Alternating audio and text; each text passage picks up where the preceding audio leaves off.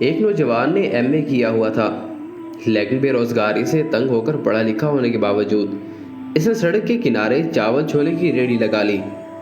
وہ دن بھر چاول چھولے بیچتا اور شام کو اپنی بوڑھی ماں اور چھوٹے بہن بھائیوں کے لیے کھانا لے کر جاتا۔ ایک دفعہ وہ نوجوان اپنی ریڑھی پر چھولے چاول بیچ رہا تھا۔ اس کے سامنے سے ایک بوڑھی کانپتی ہوئی جسم کے ساتھ ایک روڈ کے کنارے کو کراس کر کے دوسرے کنارے تک پہنچنے ہی والی تھی کہ ایک امیر زادہ اپنی گاڑی پر آیا اور اس کو ٹکر مارتا ہوا چلا گیا۔ اس نوجوان نے سمجھا کہ شاید بوڑھی نہیں بچے گی، کیونکہ پہلے بھی وہ ضعیف تھی اور پھر اس کو بہت زیادہ چوٹ لگی، لیکن اس کی سانس ابھی باقی تھی۔ اور جب وہ نوجوان اس عورت کے قریب گیا تو ابھی زندہ تھی۔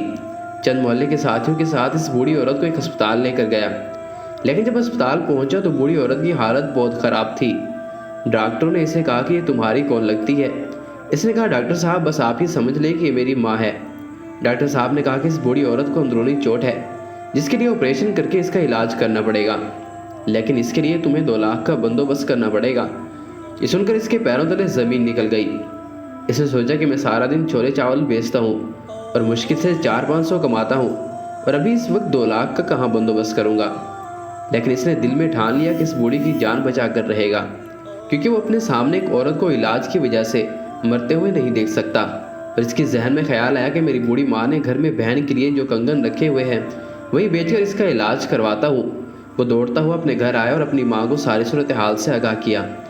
اس کی ماں بھی کنگن اسے دینے کے لیے راضی ہوئی، لیکن جب وہ کنگن بیچ کر اسپتال پہنچا دیکھ کر اس کے رونگٹے کھڑے ہوئے، کیونکہ اس نے بوڑھی کے کمرے میں شہر کے امیر آدمی کو بیٹھا دیکھا۔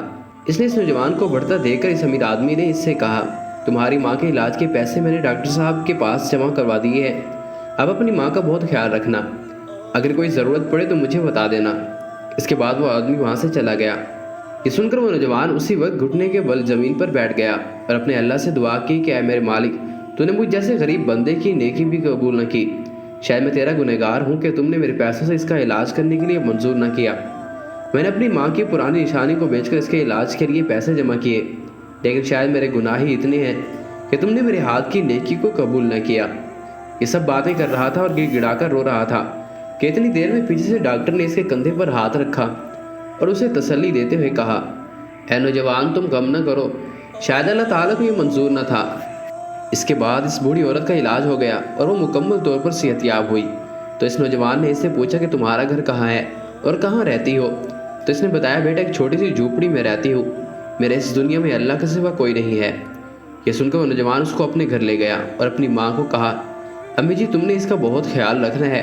پھر چند دن بعد اس نے کہا، امی میں نے جو وہ کنگن بیچے تھے، لیکن اس سے پہلے کسی اور نے بوڑھی ماں کا علاج کروا دیا۔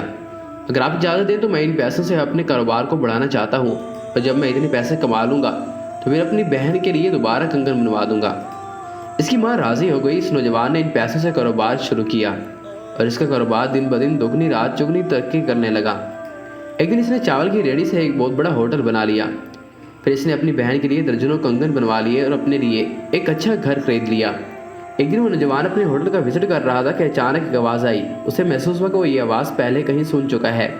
جب پیچھے اس نے مڑ کر دیکھا تو وہی ڈاکٹر جس نے اسے تسلی دیتے ہوئے کہا تھا کہ جو اللہ کو منظور ہوتا ہے وہی ہوتا ہے۔ جب وہ اس کے پاس گیا تو ڈاکٹر نے اس سے پوچھا کہ تم یہاں کیسے آئے؟